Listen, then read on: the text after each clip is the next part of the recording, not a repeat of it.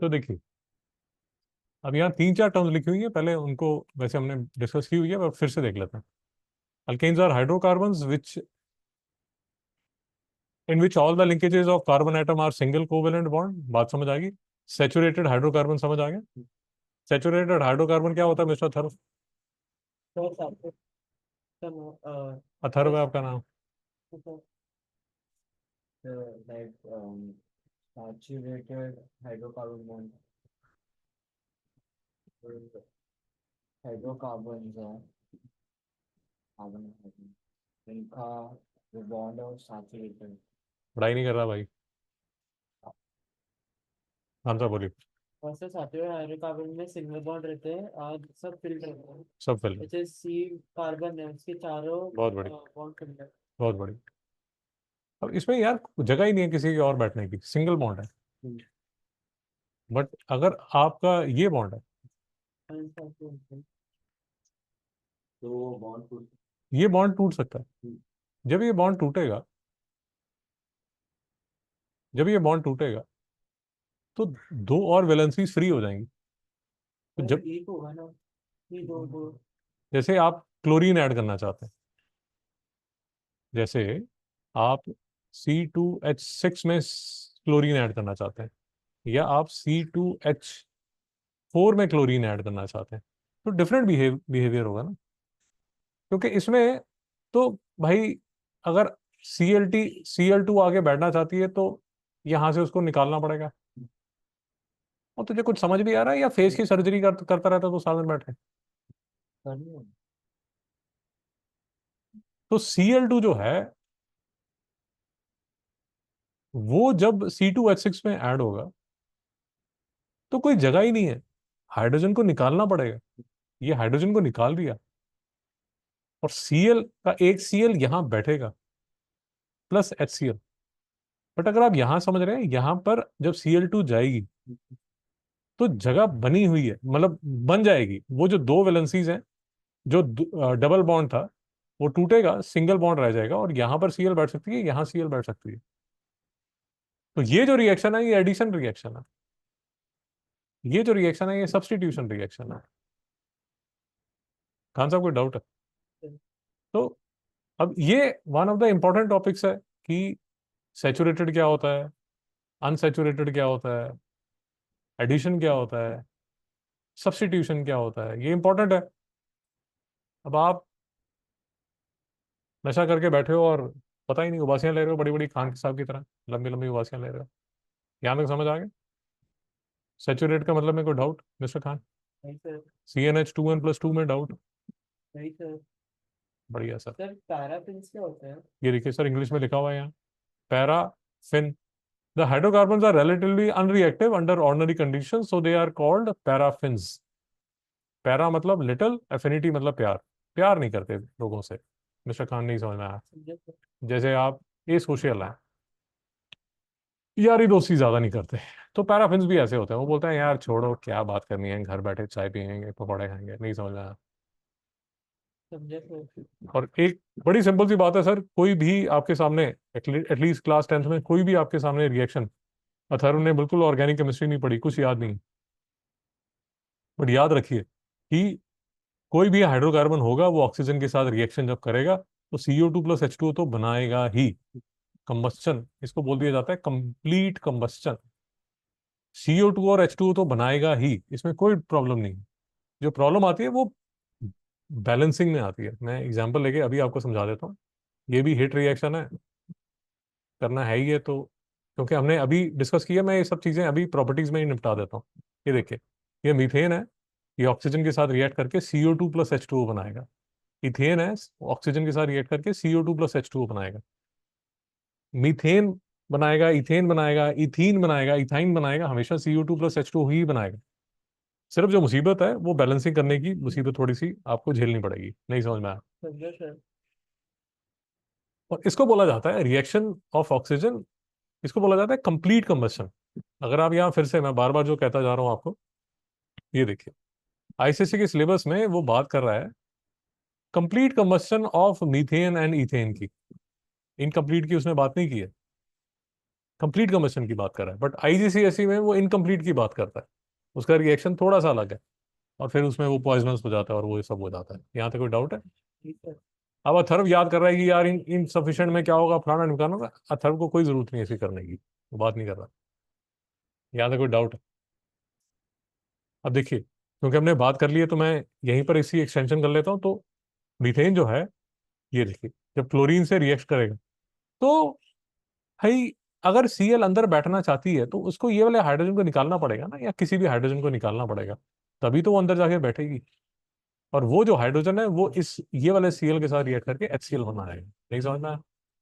अब इसमें जो कंडीशंस है वो ऐसा नहीं है कि यार कंडीशंस वो ऐसी लिखी होती हैं यार, इनकी कोई जरूरत नहीं है। वो कंडीशंस आपको याद होनी चाहिए कि भैया या तो डिफ्यूज सनलाइट चाहिए, या व्हेन हीटेड टू 600 केल्विन, इसी में काम चलेगा।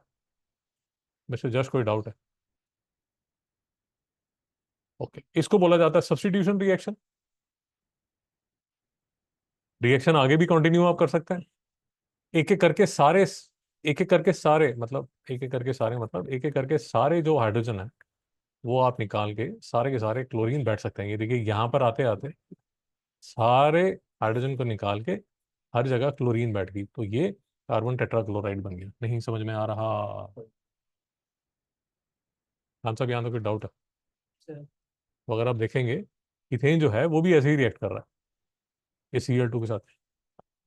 आई होप आपको लॉजिक क्लियर है, बिकॉज ये सब रिएक्शन याद करने की कोई जरूरत नहीं है। ये देखिए लॉजिकल है। एक सीएल बैठा, दो बैठा, तीन बैठे, चार बैठे, पांच बैठे, छह बैठे, पूरे घर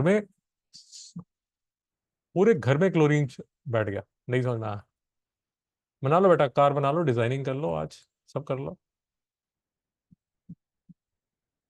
ये सीएल, ये सीएल, ये सीएल, ये सीएल, ये सीएल, ये सीएल। नहीं समझ में आया? पूरे घर में सीएल बैठ गया। नहीं डाउट है? बोरिंग चैप्टर है, रिएक्शन ही रिएक्शन है। जश और भी बोर हो रहा है क्योंकि इसने पहले किया हुआ है, तो इसकी बेचारे की परेशानी और भी ज्यादा है। बट मैंने क्योंकि फीस ली हुई है तो मुझे तो एक बार कराना ही है। अब आपकी इच्छा है, आप कितना उसको करना चाहते हैं। एक पूरे साल में दोबारा फिर ऐसे घुस घुस के ऑर्गेनिक केमिस्ट्री नहीं कराई जाएगी हर तरफ। रिकॉर्ड किया जा रहा है, बता दिया जाएगा कि फलाना दिन रिकॉर्ड हुआ था जुलाई में, जाके पीछे रिकॉर्डिंग देख लो। नहीं समझ में आया? और मेरी आपसे सजेशन है मिस्टर खान, मिस्टर थर्व, कि क्लास के साथ साथ चलिए। ये जो पहाड़ जैसा सिलेबस लास्ट में नजर आएगा। यहाँ तक कोई डाउट है? जी सर। फिर से मैं सिलेबस की तरफ भागा। जनरल फॉर्मूला मुझे समझ आ गया, कंप्लीट कंबस्शन ऑफ मीथेन और इथेन मैंने देख लिया, reaction of methane and ethane with chlorine through substitution भी मैंने देख लिया। फिर वापस आता हूँ, अब करूंगा मेथड ऑफ प्रिपरेशन। अब करूंगा मेथड ऑफ प्रिपरेशन, बट उससे पहले बात करूंगा ग्रीन हाउस गैस की। थोड़ा समझने की कोशिश कीजिए, ज्यादा कोई मुश्किल नहीं है, बिल्कुल बेसिक सा फंडा है। किताबों में पता नहीं उल्टी सीधी चीजें लिखी होती हैं। इमेजिन कीजिए, आज से 1000 साल पहले, 1000 years back, basically before industrialisation, before industrialisation, ठीक है। ये सूरज की किरणें यहाँ, और सूरज की मतलब अर्थ की जो हीट है वो बाहर जा रही है, ठीक है। बढ़िया काम चल रहा है, एकदम फर्स्ट क्लास चल रहा है, ठीक है। मतलब a part of the heat of sun is absorbed and most part is reflected back, और बढ़िया काम चल रहा है। अब इंडस्ट्रियलाइजेशन की बात करते करते करते यहाँ पॉल्यूशन हो गया। बहुत ही सिंपल आपको बता रहा हूँ। अब ये पॉल्यूशन करती क्या है यार? ये पॉल्यूशन ये करती है कि जो सूरज की किरणें इस पे गिर रही हैं, वो हीट को अपने पास अब्जॉर्ब कर लेती है। नहीं समझ में आ रही? नहीं समझ में आया? Let us assume before industrialisation 1000 joules आता था, मैं एग्जांपल ले रहा हूँ, और अर्थ जो है वो 950 जूल वापस भेज देती थी, और 50 जूल की जो हीट है, जो एनर्जी है, उसे अब्जॉर्ब करके काम चला लेती थी।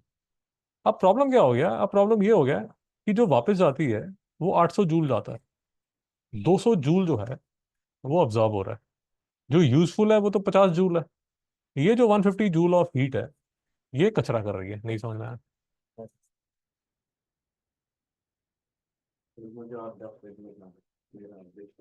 कोई प्रॉब्लम नहीं है सर, बट 10 मिनट तो है ना आपके पास, तो 10 मिनट बैठिए।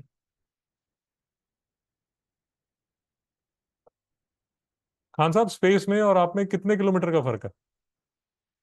तीसरा मुझे नहीं बता चाहिए। 15-20 किलोमीटर। 15-20 किलोमीटर। 500। 500-600 किलोमीटर इफेक्टिवली आपके ऊपर, जिसमें आप हवा में ब्रीथ कर सकते हैं, वो 10 किलोमीटर का है। माउंट एवरेस्ट पे तो आप मतलब ब्रीथ करना मुश्किल ही हो जाता है। तो आप में और यूनिवर्स के डेथ में, यूनिवर्स में जाएंगे फिर तो डेथ ही करेंगे ना। तो इतना जो ब्रह्मांड है, इतना बड़ा जो यूनिवर्स है मिस्टर खान, जहां आप कहीं भी सरवाइव नहीं कर सकते, तो उस पूरे यूनिवर्स में और आप में कितना फर्क है? That is it. 10 किलोमीटर कितना होता है मिस्टर खान? हाँ सर। यहाँ से 10 किलोमीटर कितना होगा? दादर तो नहीं, दादर तो कम है। वर्ली तो मतलब आप मान लीजिए कितना होगा, जैसे यहाँ से अप्रोक्सीमेटली कंजूरमार्ग या थाने मान लीजिए, कंजूरमार्ग या थाने मान लीजिए, बस इतना ही। ये बस 10 किलोमीटर का ही हमारा घर है। तो इसलिए वो जो ग्रीन हाउस के बारे में रोते रहते हैं, वो इसलिए रोते रहते हैं कि भैया, तो यहाँ ये जो लिखा हुआ है ना, it is 20 times more effective in trapping heat in comparison to CO2। तो कार्बन डाइऑक्साइड, मीथेन, ये सारी जो चीजें हैं, ये हीट को ट्रैप कर लेती हैं। यहाँ तक कोई डाउट? अब जो मीथेन जो है वो इमिट होती है लैंडफिल से, natural gas, petroleum gas, agriculture activities, coal mining, stationary, mobile combustion, waste treatment, industrial. अभी जैसे लैंडफिल्स है, भाई लैंडफिल्स क्या होता है मिस्टर जहाँ थर? पे कचरा डालते हैं। Yes sir. वो देवनार में जो कचरे के पहाड़ हैं, वो सारे के सारे मीथेन इमिट कर रहे हैं। नहीं समझ में आया? किसी को जला रहे हो, ये कर रहे हो, वो कर रहे हो। अब जैसे ये लोग जो वेस्टर्न कंट्रीज हैं, वो नॉन वेज खाते हैं ज्यादा। अब नॉन वेज से जितना ज्यादा उनको काउज बड़ी पसंद है। अब काउज जो है वो one of the big methane emitters है। नहीं। देख लेना, गूगल में देख लेना। नहीं समझ में आया? यहाँ तो कोई डाउट है? ओके। तो अब देखिए, अब उसने, ओके, तो हमने ग्रीन हाउस गैस कवर कर लिया, ग्रीन हाउस गैस कर लिया, जनरल फॉर्मूला कर लिया। ओके, अब हम आ रहे हैं methods of preparation. Methods of preparation using sodium ethanoate, sodium propanoate and iodomethane and bromo. देखिए, सेटअप देख लीजिए, सेटअप पे भी क्वेश्चन आ जाता है। आपको दो चीजें याद रखनी है, दो तीन चीजें याद रखनी है। सेटअप याद रखना है, मतलब कई बार डायग्राम दिखा के क्वेश्चन आपसे पूछ लिया जाएगा कि ऐसा डायग्राम है। फिर इस डायग्राम पे कुछ क्वेश्चन पूछे जाते हैं। जैसे टिपिकली एक क्वेश्चन पूछा जाता है, आप पढ़ेंगे तो आपको समझ आ जाएगा। सो फॉर एग्जाम्पल, एक क्वेश्चन आपसे पूछा जाएगा कि भैया, जो मीथेन है वो डाउनवर्ड डिस्प्लेसमेंट ऑफ वाटर से क्यों कलेक्ट की जाती है? फिर से मैं रिपीट कर रहा हूँ, आप पढ़ेंगे तो आपको समझ आएगा। डाउनवर्ड डिस्प्लेसमेंट ऑफ वाटर का मतलब ये हुआ कि मीथेन ऊपर जाएगी और पानी जो है वो नीचे की तरफ जाएगा। अब इसमें दो चीजें आपको समझनी पड़ेंगी। एक बात तो ये कि जो मीथेन है वो पानी में डिजोल्व नहीं होगी, क्योंकि अगर वो पानी में डिजोल्व होगी फिर भैया, फिर पानी को क्यों यूज कर रहे हो, वो तो खा जाएगा सारी। और दूसरा ये कि जो मीथेन है वो हल्की होनी चाहिए। नहीं समझ में आया? ये देखिए यहाँ लिखा हुआ है ना,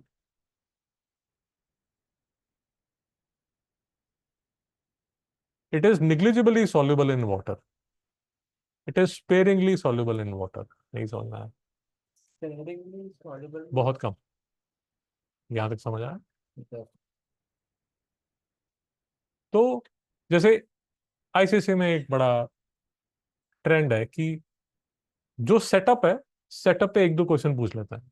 सो जैसे मीथेन में अगर कोई क्वेश्चन पूछेगा तो वो पूछेगा भैया कि डाउनवर्ड डिस्प्लेसमेंट ऑफ वाटर से क्यों किया? इसलिए किया कि एक तो वाटर उसमें सॉल्युबल नहीं है, एंड मुझे अब थोड़ा सा डाउट आ रहा है, इसकी जो डेंसिटी है वो एयर से शायद कम है, मोस्ट प्रॉब्ली कम है। मुझे डाउट आ रहा है, बट आप कंफर्म कर सकते हैं। पर वो उसमें तो ऐसे खिलाती है। हाँ, मतलब जो भी है डेंसिटी शायद एयर से कम है। डाउट आ रहा है, कंफर्म कर लीजिए। मैं ये क्लेम कर रहा हूँ कि डेंसिटी ऑफ CH4 जो है वो less than density of air है। इसको कंफर्म कर लीजिए। तो यहाँ तक समझ आ गया? ओके।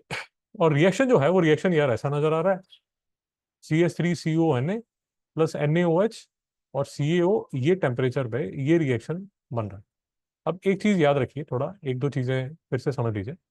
यहाँ सोडा लाइम करके यूज किया है। Soda lime is a form of white porous mass or granules. It is a mixture of sodium hydroxide plus calcium oxide. वो सोडियम हाइड्रोक्साइड आपको ये नजर आ रहा है और कैल्शियम ऑक्साइड आपको ये नजर आ रहा है।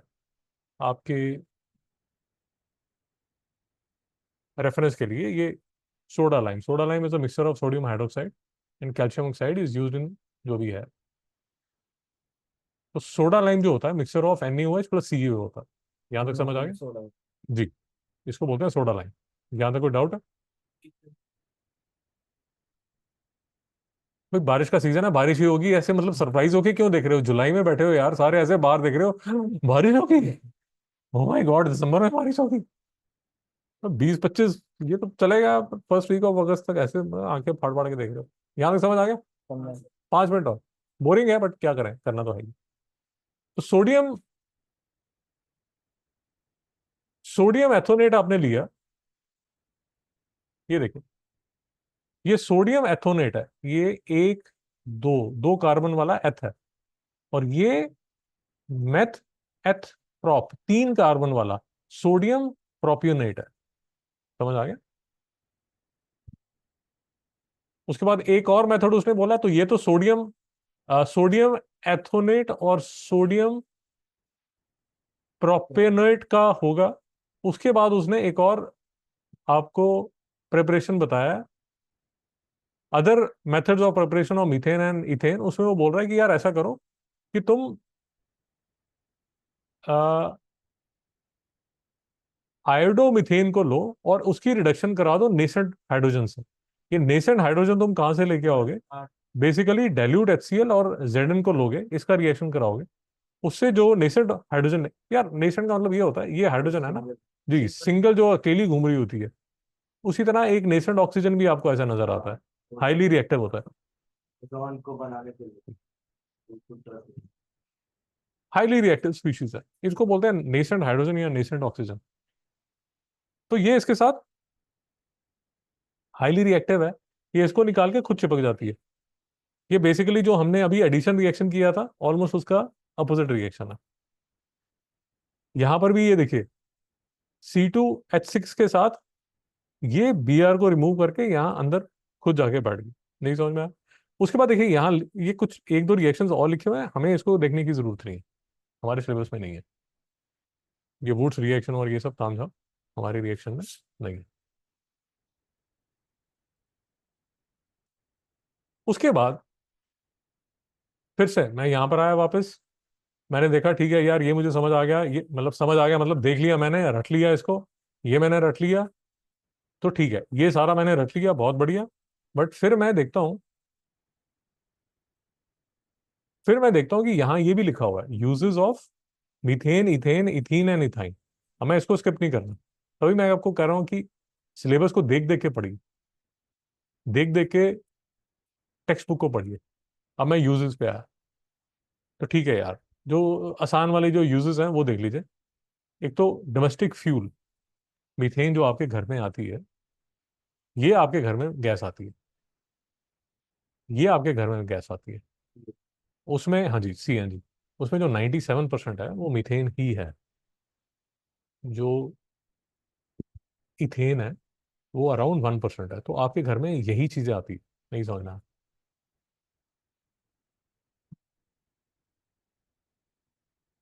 भाई यहाँ तक डाउट है? बाकी एक बड़ी सिंपल बात है यार, कोई भी अगर आपको कुछ याद ही नहीं आ रहा तो याद रखिए, हाइड्रोकार्बन आर गुड फ्यूल्स। तो कुछ नहीं याद आ रहा तो लिख दीजिए कि यार एज अ फ्यूल इसको यूज कर सकते हैं, दे दीजिए धक्का। लोगों को बेहोश करने के लिए यूज किया जाता है, क्लोरोफॉर्म बनती है इससे। नहीं समझ में आया? भाई डाउट है? सर फिर इथेन देख लीजिए, मैं वो बातें कर रहा हूँ जो कि आपको याद रह जाएंगी। फिर से ये देखिए, ethane is a good fuel, ठीक है। और इसका एक फायदा ये है कि ये ड्राई क्लीनिंग के लिए काम आती है। ये जो कंपाउंड है, ये ड्राई क्लीनिंग कंपाउंड है। यहाँ तक कोई डाउट है? ठीक है, तो यहाँ तक हम पहुंच गए। हाँ हाँ। तो नेक्स्ट टाइम जब मिलेंगे